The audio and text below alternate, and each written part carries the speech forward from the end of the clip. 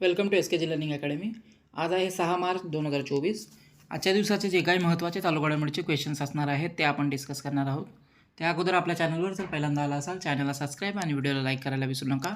अशाच प्रकारचे रोजचे रोज चालू घडामोडीचे सेशन आपण घेऊन येत असतो। चला तर आजच्या सेशनला सुरुवात करूया। आजचा पहिला प्रश्न आहे, नुकताच कोणत्या विभागाकडून चक्षू पोर्टल सुरू करण्यात आला आहे? पहा, या प्रश्नाचं योग्य उत्तर आहे ऑप्शन क्रमांक सी, दूरसंचार विभाग। दूरसंचार विभागाकडून हे चक्षू हे जे पोर्टल आहे हे नुकताच सुरू करण्यात आलेलं आहे। तर टेलिकॉम ग्राहकांसोबत होणाऱ्या फसवणुकी आणि फ्रॉड कॉल संबंधित तक्रार करण्यासाठी दूरसंचार विभागाने चक्षू नावाचे नवीन पोर्टल सुरू केलेलं आहे। या प्लॅटफॉर्मच्या माध्यमातून बँक अकाउंट संबंधित, पेमेंट वॉलेट संबंधित, SIM, gas connection, electricity connection तसेच KYC अपडेट जे आहे या संबंधित जे फसवणुकीचे प्रकार होतात त्या फसवणुकीबद्दल तक्रार या पोर्टलद्वारे आपल्याला करता येणार आहे। केंद्रीय दूरसंचार, रेल्वे आणि इलेक्ट्रॉनिक्स मंत्री आहेत अश्विनी वैष्णव यांच्या हस्ते या पोर्टलचे उद्घाटन नुकताच करण्यात आलेलं आहे। सध्या केंद्रीय दूरसंचार राज्यमंत्री आहेत देवसिंग चौहान। पुढचा प्रश्न पाहूया, इंदिराम्मा आवास योजना कोणत्या राज्यात सुरू करण्यात येणार आहे? या प्रश्नाचं योग्य उत्तर आहे ऑप्शन क्रमांक सी, तेलंगणा।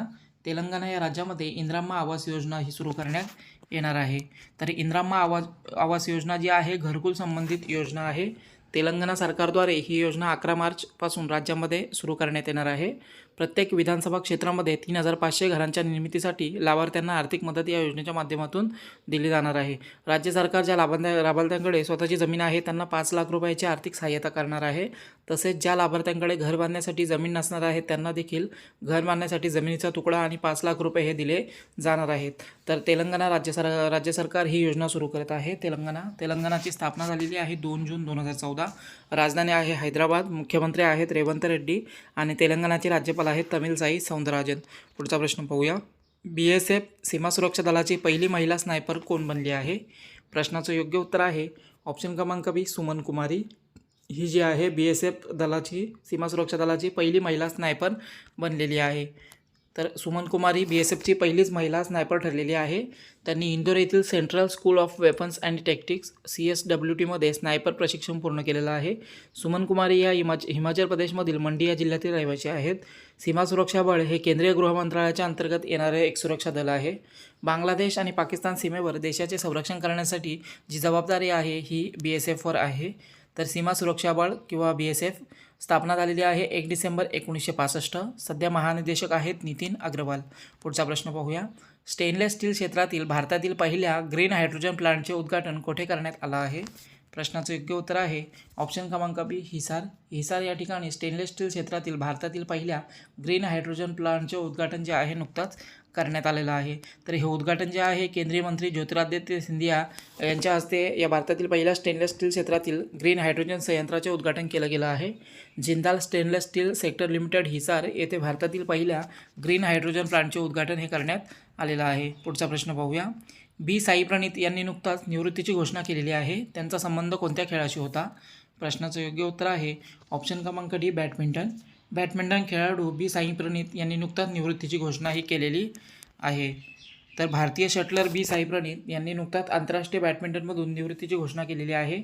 24 वर्षाच्या कारकिर्दीमध्ये त्यांनी विश्व चॅम्पियनशिप स्पर्धा 2019मध्ये कांस्य पदक जिंकलेलं आहे। त्यांनी टोकियो ऑलिम्पिक 2020मध्ये भारताचे प्रतिनिधित्व देखील केलं होतं। तसेच 2017चा सिंगापूर ओपनचा किताब देखील त्यांनी जिंकलेला आहे।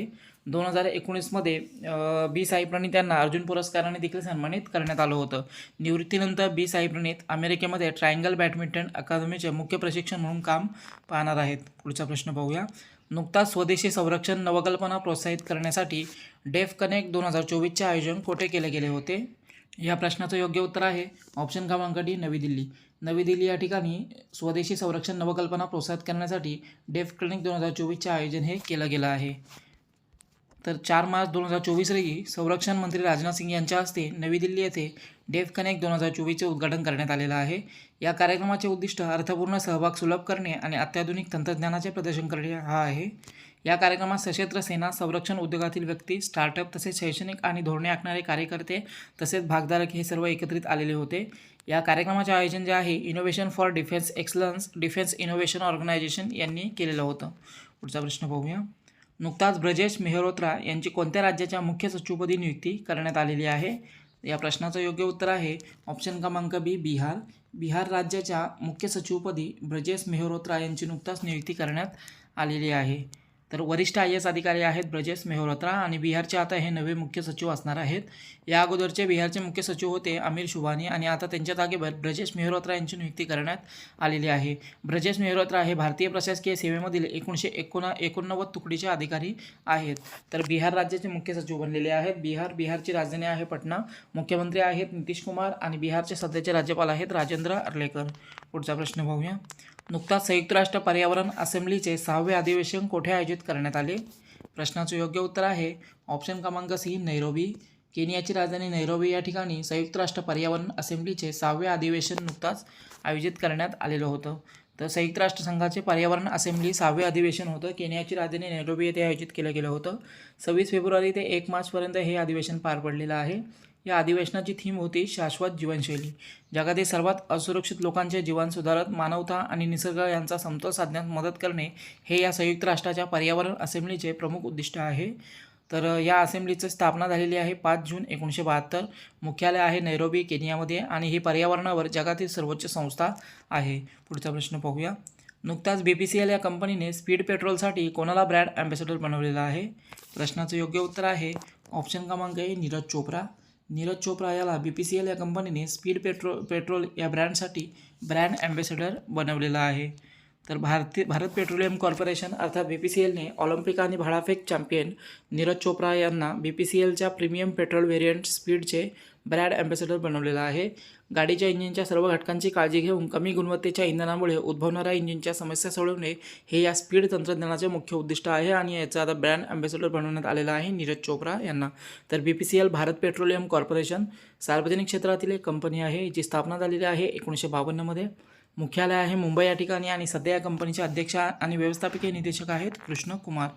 पुढचा प्रश्न पाहूया. नुकताच कोणत्या राज्याच्या चांदी तारकशीला GI टॅग प्राप्त झालेला आहे? प्रश्नाचं योग्य उत्तर आहे ऑप्शन क्रमांक सी ओडिसा. ओडिसामधील ही चांदी तारकशी आहे आणि हिला नुकताच GI टॅग हा प्राप्त झालेला आहे. तर GI टॅग भौगोलिक विशेष संकेतांक आहे. ओडिसा राज्यातील कटक येथील प्रसिद्ध चांदी तारकशीला हा GI टॅग नुकताच प्रदान करण्यात आलेला आहे. तारकाशी ही एक कला आहे की ज्याद्वारे पितळ, तांबे किंवा चांदीच्या तारा या लाकडात जोडल्या जातात. याला चांदी तारकाशी असं म्हणतात. तर ओडिसाशी संबंधित हे उत्पादन आहे चांदी तारकाशी आणि याला नुकताच GI टॅग प्राप्त झालेला आहे. तर ओडिसाची राजधानी आहे भुवनेश्वर. मुख्यमंत्री आहेत नवीन पटनाईक आणि राज्यपाल आहेत रघुबर दास. पुढचा प्रश्न पाहूया. नुकताच संसदेच्या सुरक्षा प्रमुखपदी कोणाची नियुक्ती करण्यात आली आहे? तर या प्रश्नाचं योग्य उत्तर आहे ऑप्शन क्रमांक सी अनुराग अग्रवाल यांची नुकताच संसदेच्या सुरक्षा प्रमुखपदी नियुक्ती करण्यात आलेली आहे. तर IPS अधिकारी आहेत अनुराग अग्रवाल आणि यांची संसदेच्या सुरक्षा प्रमुखपदी नुकताच नियुक्ती करण्यात आलेली आहे. या अगोदर ही जबाबदारी जी आहे रघुबर लाल यांच्याकडे होती. अनुराग अग्रवाल हे आसाम मेघालय केडरचे 1998 तुकडीचे IPS अधिकारी आहेत. पुढचा प्रश्न पाहूया. समुद्र लक्ष्मण सागरी सराव अभ्यास भारत आणि कोणत्या देशादरम्यान आयोजित करण्यात आला आहे? तर या प्रश्नाचं योग्य उत्तर आहे ऑप्शन क्रमांक सी मलेशिया. भारत आणि मलेशिया दरम्यान हा समुद्र लक्ष्मण सागरी सराव अभ्यास पार पडत असतो आणि हा नुकताच आयोजित करण्यात आलेला आहे. तर समुद्र लक्ष्मण हा सागरी सराव भारत आणि मलेशिया दरम्यान विशाखापट्टणम या ठिकाणी आयोजित करण्यात आलेला आहे. 28 फेब्रुवारी ते 2 मार्चपर्यंत हा अभ्यास पार पडलेला आहे. भारतीय नौदल आणि रॉयल मलेशियन नौदल यांच्यातील संबंध दृढ करणे हा या सरावाचा प्रमुख उद्देश आहे. या सराव अभ्यासामध्ये भारतीय नौदलाच्या किल्तान या जहाजाने भाग घेतला होता. तर मलेशियासोबत हा सराव झालेला आहे. मलेशियाची राजधानी आहे क्वालालंपूर. मलेशियाचे चलन आहे मलेशियन रिंगीट आणि मलेशियाचे सध्या पंतप्रधान आहेत अनवर इब्राहिम. तर हे होते आजच्या दिवसाचे काही महत्त्वाचे चालू घडामोडीचे क्वेश्चन. सेशन कसा वाटला कमेंटद्वारे कळवा. चॅनलला सबस्क्राईब आणि व्हिडिओला लाईक करायला विसरू नका. धन्यवाद.